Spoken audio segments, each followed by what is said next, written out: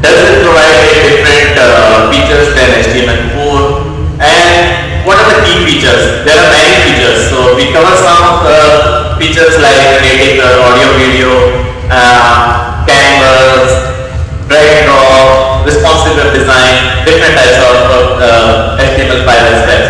Then we look if it is related to technical writing or not. So let's begin. Now, as probably all of you know, HTML is the language by which browsers understand what to display on web pages. So this started evolving at around mid of 90s. In mid of 90s, browsers coming out where there are more features and the different browsers have different feature sets. So there was no standard method or a standard layout for the HTML. So in 1995, the first standard HTML 2.0 was presented by W3C. And many of its features were already implemented. So it's kind of just formality of giving the standards to the developers so that they can build the website on. Later on, HTML 3.0 came into picture, which is mostly related by the browsers because they were already using their proprietary things. In 1997, again HTML 3.2 came. Again, it was ignored by the browsers manufacturer. So it was like the W3C was preparing a standard, but nobody was following. So what W3C did is created some standards and began promoting the browsers who supported those standards. And then in 1999, HTML 4.0 came out. This is the major milestone of HTML history. So it became the standard, go-to standard for HTML. Developers started using the HTML4 for building all the web pages and web offering. Even today, a lot of web pages are still in HTML4. And later on improving HTML4 to more spectral XML, XHTML 1.0 came, which moved HTML towards XML. So still the DVDs render it as an HTML, lot of code still you can see either in HTML4 or XHTML 1.0. Now moving ahead, at the same time, what was happening? The web was growing. Bandwidth were increasing. Internet was demanding richer experience. So we see a lot of multimedia came into picture. Web applications with created using Ajax and powerful plugins like Flash were built. And at the same time, XHTML 2.0 was released.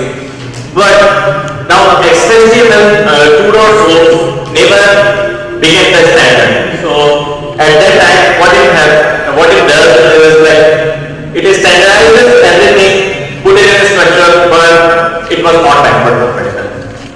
Then began the rise of HTML5. Now, what will its name is like web hypertext application technology working group began on an XHTML 2.0 alternative. So, which W3C adopted and renamed it to HTML5. Now, it was backed by major players like Apple and Google. So its popularity starts to growing. And in 2014, W3C started final recommendation. So this is how HTML5 came into picture.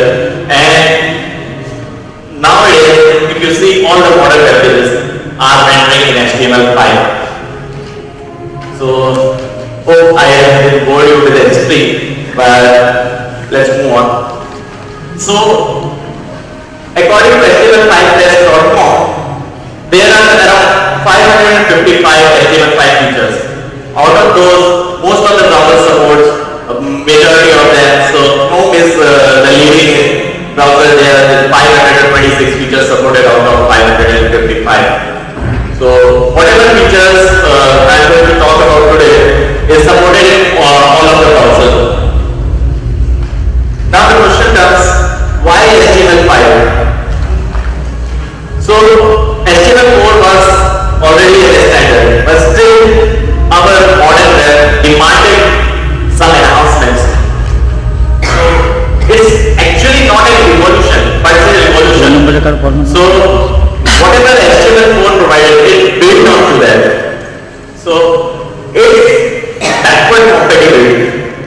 whatever your HTML 3.2, HTML 4.0 code are there in that, it's still renders using HTML5.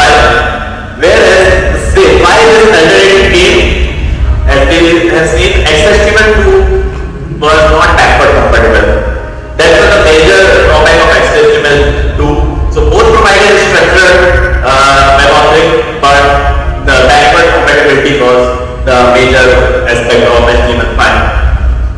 And then in that offering, error handling is very major concern. What if your page is not found? So earlier XHTML4 and prior versions, they left it to user agent to decide how to do error handling. And XHTML 2.0 uses draconian error handling. It means the page will not be displayed in any other purpose. So HTML5 improves on that and provided some error handling algorithms. So now developers can create web pages and use standard error handling algorithms in their website. It provided some new features like new semantic tag, which provided more structure to your content, such as section, article, and even added more attribute to earlier elements. And the more advertised feature is like building APIs in HTML5, which provided richer web applications and help developers to build web application natively in HTML5 without using plugins. It also added support for audio and video, which is very much required in today's web. So modern web demanded these kind of features. It's not like HTML4 were based on this, but the modern web demands this. And as I said, the plugins need web reduced. So now let's look at why replace HTML4 with HTML5. What differences are there? Okay. So HTML5 specification itself contains HTML4 specification, XHTML 1.0, even DOM level, document object model level 2 specification. It's a huge specification. Over 900 pages document the specification is.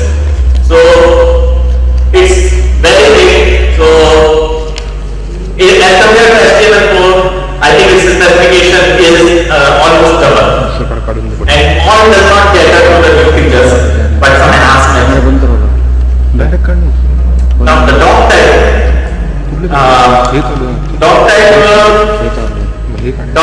defines the document type to be HTML. Earlier, the DOM type was very complex and was not straightforward. And there are a lot of DOM types to deal with. For HTML4, XHTML, even for HTML4, we have string, loop spaces, and so on. But in HTML5, just this. Isn't this simple? Just DOM type HTML. In fact, you go ahead and view source of any modern web page, most of them would show you DOM type as HTML. Facebook, Google, they all follow HTML5. Now character encoding. Now web browsers understand how to display messages using character encoding. So earlier again it was complex and was not like very simple. In HTML5 it became simple again, just character UTF. So that's it. That's how you just define a character encoding in HTML5. And it provided some new elements as compared to HTML4. Some cater to semantics like article, header, section, which make your document more structural, and new form elements are also present, which improve the web forms in HTML5. Later on, the graphics is drastically improved in HTML5. Earlier, HTML was not known for graphics. It needs to use plugins. Media.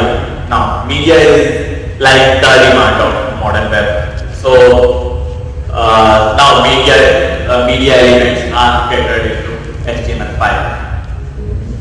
Forms, the web forms 2.0 specification directly made into HTML5. So now you can design much richer form in HTML5 natively. You don't have to use external APIs.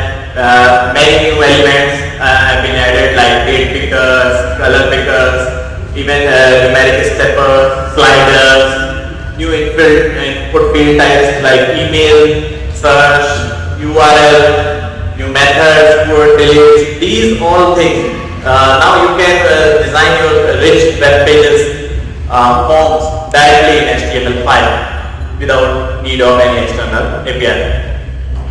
Now there are some APIs which are like more talked about the features of HTML5. These APIs are integrated like audio and video. Then there is also a feature where you can create offline web application. We'll look all of these features, not all, but most of these features in later part of the presentation. And you can make editable content, drag and drop, again demand of modern web, and you can maintain history cache of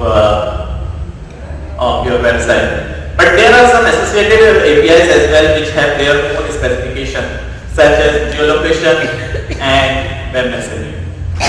So moving on to these APIs, like I am going to cover few of these APIs and will tell you how these APIs actually work. Not going to detail level of the code, but just an indication how it can be done in HTML5. First, we'll look at audio and video tag. Now, what was missing in earlier standards? There was no native video support. So we have to be dependent on powerful plugins like Flash, third-party plugins. But again, it was an industry standard, but over the period of time, we needed something which can be built natively. Then HTML5 provided us the support for that. So now videos can be embedded directly in your web pages. What Variable does is eliminate, again, as I said, your need for third-party plugin. In case of mobile devices, it means less resources. So if, for example, in YouTube, you might have seen earlier that you were always asked by browser to update your Flash player, but nowadays you won't see that because YouTube has moved to HTML5 and it's not using Flash anymore. So, and in mobile devices, Flash requires some resources. So, when you build a lot of applications, the videos won't play. In fact, iPhone, I think, doesn't support Flash. So, the most of the push comes from that point that everything should move to HTML5. How simple is putting a video in HTML5? You just write video, give your source, height, width, that's it. If we look at an example, it's an HTML5 example. We see the type HTML. Then we give video tag. Is it readable at back? Okay. So we provided source as MP4 and just the video will come. But it's missing some controls. So what should we do? How do we add, play, pause, stop, all those? Just what we do? We just set controls. All the controls come natively. So this is the basic advantage of the video. But video is again not without some issues. Now video codec is a compressing software for digital videos, right? So Now, there is no standard defined in this specification which codec developers should use, and every browser started supporting their own codec, and it's very much hampered by the patent and legality issues. So the adoption was slow, but over the period, lot of browsers came forward and supported most of the codecs. So like currently, the most common codec you might have heard of H.264, that is MP4. The MP4 files you might have heard of. It's a very high quality codec, and all of the major web browsers supports it. And then there is an open source codec as well. Open source codec OGG Theora. So it's supported by all the open source browsers, but not by Apple and Microsoft. Similarly, Google came out with their own codec, Wiki8 WebM. You might have seen a lot of WebM videos as well. So again, it's supported by open source browser, but not by Safari or Internet Explorer. Another thing you can use in HTML5 is YouTube conversion. Like if you don't want to fall in a hassle of video conversion from one format to another, you just upload your video in YouTube and you can embed that video directly on your web page just using this code. So you give your video ID here and the code will be played. Just like this example, you play this code, YouTube video will be there. Okay. So similarly, I've done this audio section quickly because it's very similar to what I have said for video. Earlier it was mostly dependent on the third-party plugin like Flash, and HTML5 provided another option for the audio. Again, benefits were elimination of third-party plugins and the reduction in cross-browser deployment scripts. Again, coding was very simple. Audio source myaudio.mp3 close audio. That's all. So in an example, if you see the audio controls and I give them source file, the audio file will be there. And play, pause, whatever I like. In fact, it also has a volume control. So similar to video codecs, audio codecs suffered the same issue, patent and legality issues. So some common codecs are MP3, WAV, OGG. MP3 is most common, is supported by all browsers. WAV, again not supported by Internet Explorer.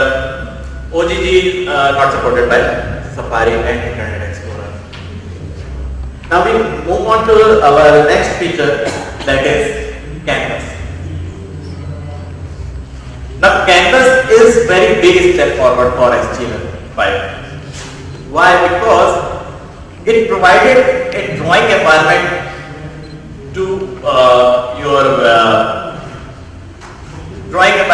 your website. So whatever you can code, you can draw it.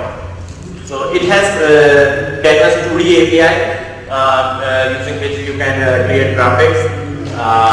It also supports some 3D graphics APIs like WebGL, and those can be used to create some animated and interactive content, as well many of modern HTML5 themes. So this kind of power was not present earlier. It was mostly Flash, and I think Flash is still powerful, very powerful, and probably HTML5 has to reach up to that standard. But up to certain extent it already did. If you search on Google, there's a lot of online community talking about HTML5 versus Flash. So but it provides a very good alternative to create games natively.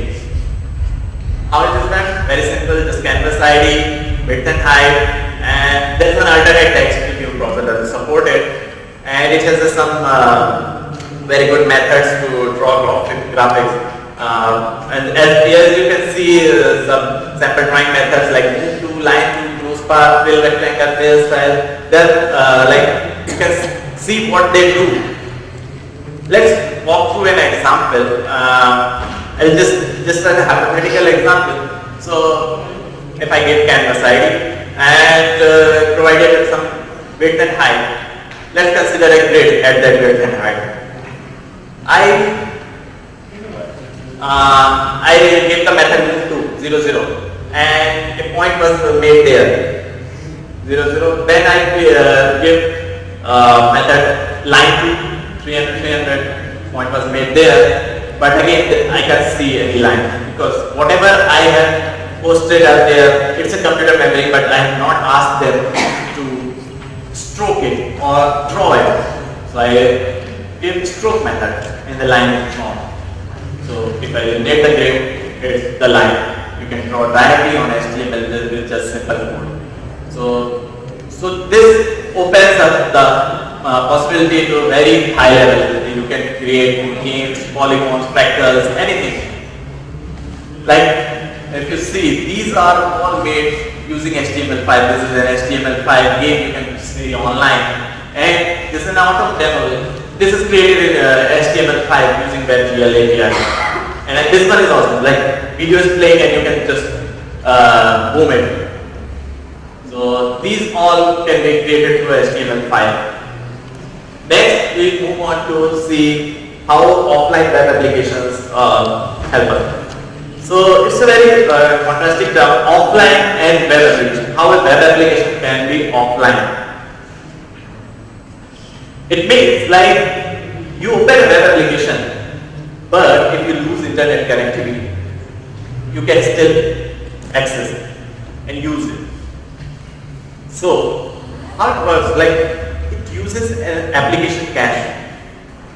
Application cache is used to display the content of that web application which are like fetched beforehand. So how do we do that? We use manifest file. The manifest file is the key for application cache, which holds the list what to cache and what to not cache. So a simple high level scenario would be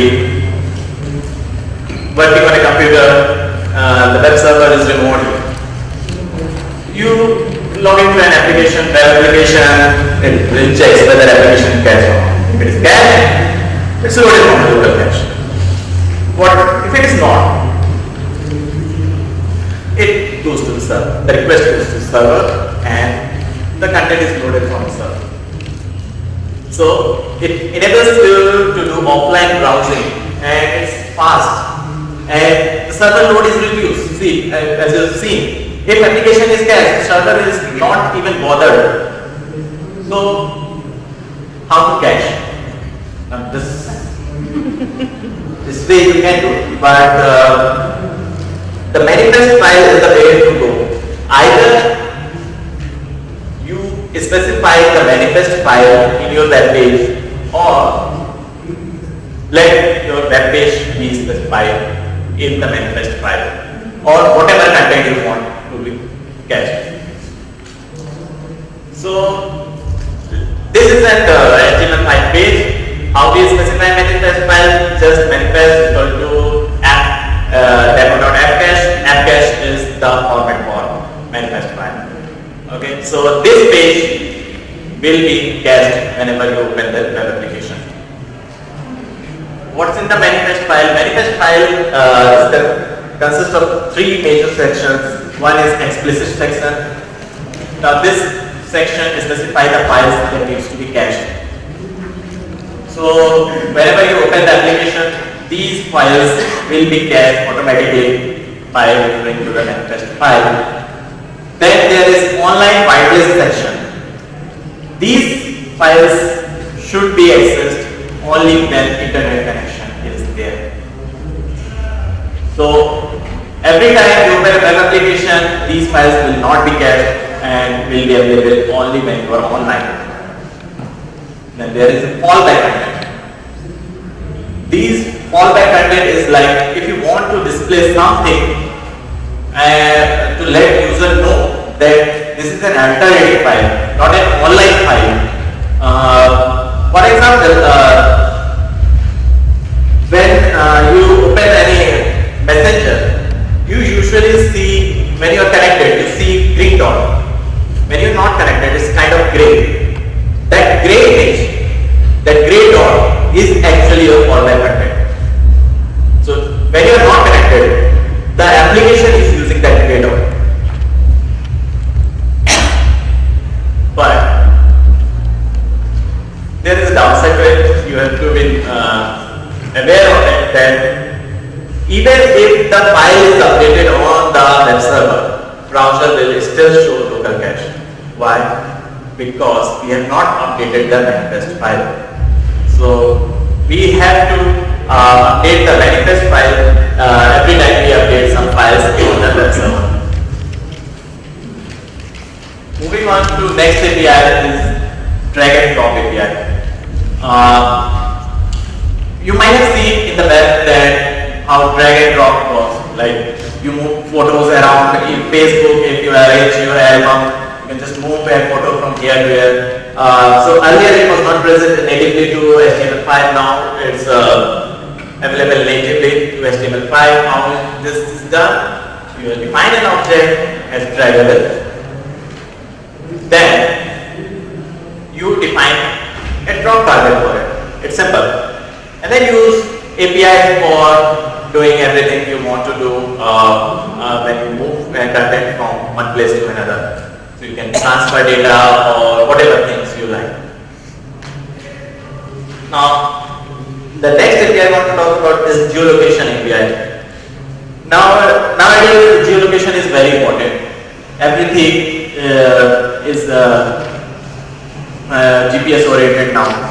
All your apps and everything. So HTML5 provided this API. In fact, pardon me, but geolocation API has its own specification, and it's kind of associated API. So now you can build a location-aware application, and this is an opt-in feature you can provide. And you can retrieve location using this API and use Google Maps to show the location. And it's up to developer what he does with that location.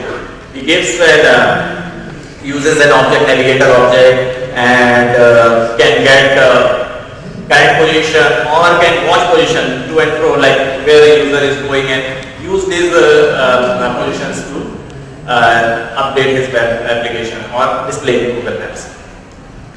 And what it returns is timestamp and course object. Timestamp again is the time of the data call, and course is the object that contains a lot of information about that geolocation, like latitude, longitude, accuracy, active accuracy, heading, speed, all these things. Now, the geolocation example here is just, you can see, I don't think it's readable much. But here we give an object and call the method, you will get correct position, and if you preview it, it gives us the button try it, and when I click on that button, it results in a latitude and longitude. So it's very simple code to get a latitude and longitude of your position. Now, next feature I want to talk about is responsive web design. Now, this feature is now native to HTML5. Nowadays, it's very big thing. Everything has to cater to responsive web design because of the multiple screen sizes coming out. So, basically what it does, you don't have to code as many times as you want it to be displayed in different mobile. So one URL, one code, single content, and using queries, it should be displayed on multiple devices. So if it looks this way in your PC or on your laptop, it should look similar in your tab and quite similar on your mobile devices. And still should be easily navigable, and the content should be readable. So this is the major aspect of HTML5 that I have to talk about. Moving on, let's see if these features relate anything to technical writing.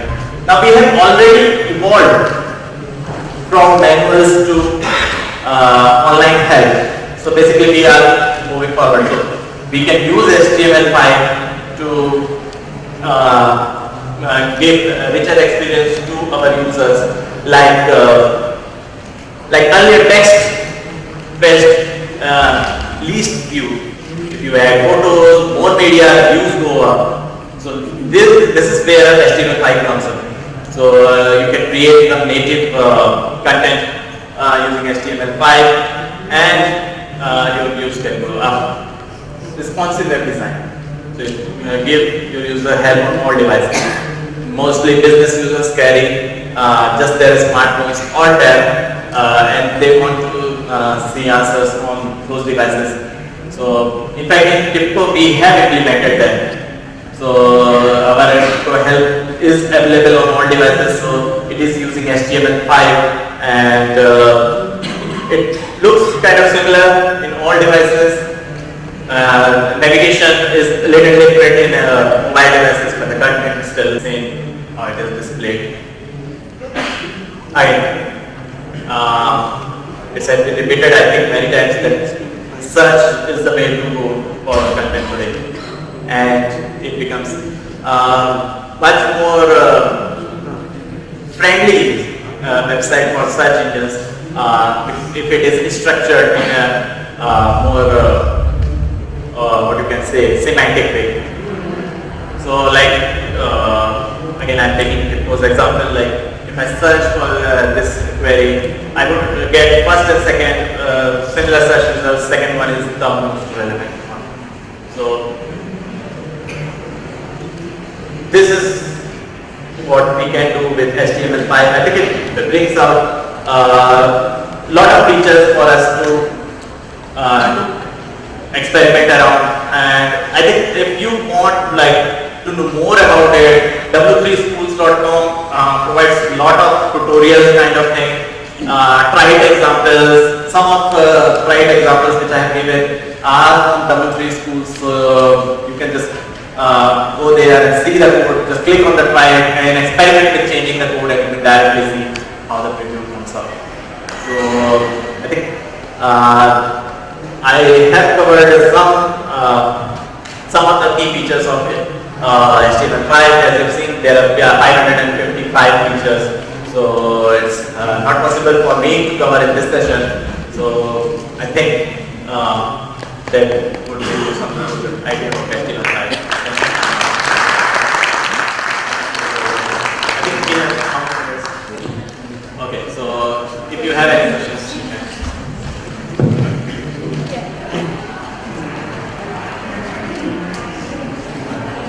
In terms of technical writing,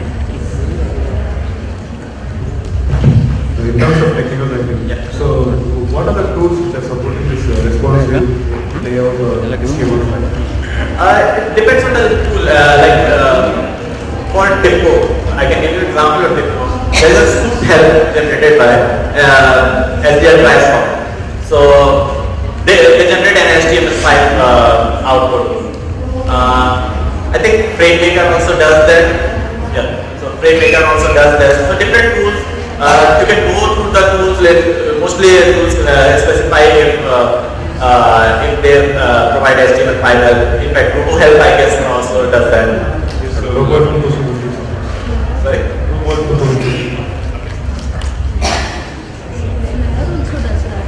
Yes, ma'am. Are there any open source toolkits available for creating HTML5 websites?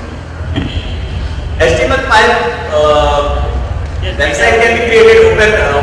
It's a complete and open source. Right? So are there any open source toolkits which are available? I think there are, but you can code in different open source toolkit. I can't remember the name exactly. What I do usually is just a notepad. Yeah, basically that you can use the data widget to just customize the HTML5. But they have almost around it's open widget and it has around 12 output types there. So you can just customize your requirement. The data widget. Yeah, data widget. What about converting HTML4 files into HTML5? Now, as I said, it's a backward compatible. So, if like whatever HTML4 content is there, still displaying HTML5, and if you change the doc type and all, you just follow some semantics of HTML5, and whatever your code was in HTML4, it will be displayed properly in HTML5, and you can use on top of that HTML5 features. But I will have to change those pages into HTML. Yes, so doc type would have to change. Is there some tool which will help me do that for everything, or do I have to do it for? I'm sorry, but I'm not aware of any conversion tool directly. But you can look up. I think there will be many, so which can directly change the doc type and different semantics directly from HTML4 to